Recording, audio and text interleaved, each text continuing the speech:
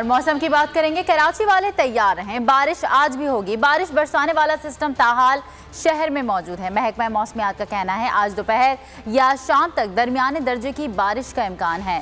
दिन में दर्जा हरारत 36 से 38 डिग्री सेंटीग्रेड रहने का इम्कान है, जबकि हवा 20 से 25 किलोमीटर फी घंटा की रफ्तार।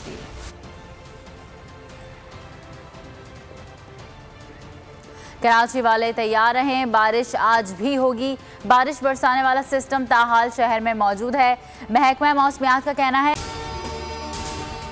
अगर आपको ये वीडियो पसंद आई तो लाइक पर क्लिक कीजिए। आज दोपहर या शाम तक दरमियाने दर्जे की बारिश का इम्कान है। दिन में दर्जा हरारत 36 से 38 डिग्री सेंटीग्रेड रहने का इम्कान है, जबकि हवा 20 से 25 किलोमीटर फी घंटे की रफ्तार से चलेगी।